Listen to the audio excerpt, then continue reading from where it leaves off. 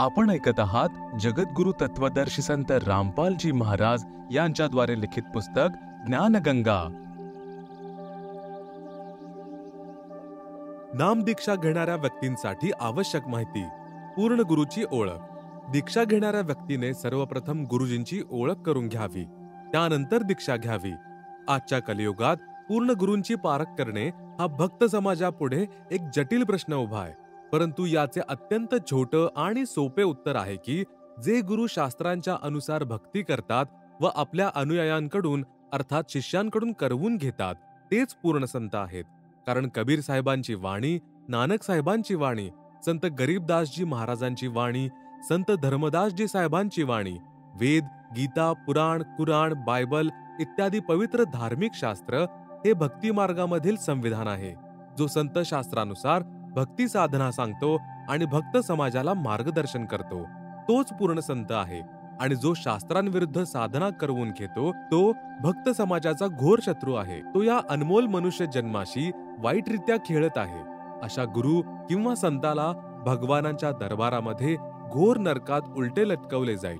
उदाहरणार्थ, जसे कोणी अध्यापक सिलेबस म्हणजे पाठ्यक्रमाच्या बाहेरचे शिक्षण देत असेल तर तो त्या विद्यार्थ्यांचा शत्रूच म्हणावा लागेल। गीता अध्याय 7 श्लोक नंबर 15। न माम दुष्कृतिनः मूढः प्रपद्यन्ते नराधमाः मायया अपरुज्ञानाः आसुरम भावम आश्रिताः।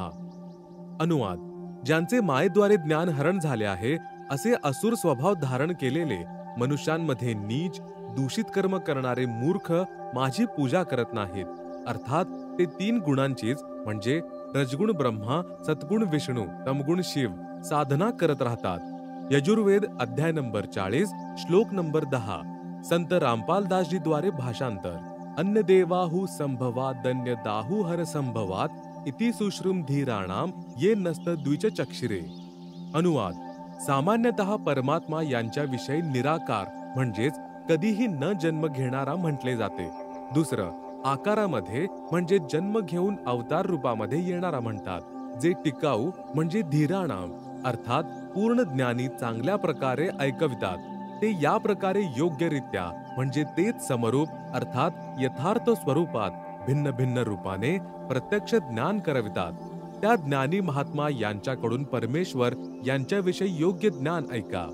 गीता अध्याय नंबर 4 श्लोक नंबर 34।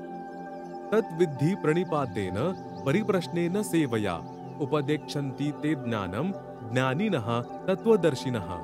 अनुवाद: तू समजून घे, त्या पूर्ण परमात्मा यांचे ज्ञान व समाधान करू शकणाऱ्या संतांना नतमस्तक होऊन दंडवत प्रणाम केल्याने, त्यांची सेवा केल्याने आणि निष्कपटपणे सरलतापूर्वक प्रश्न केल्याने परमात्म तत्व पूर्णपणे जाणणारे ज्ञानी महात्मा तुला त्या तत्वज्ञानाचा उपदेश करतील।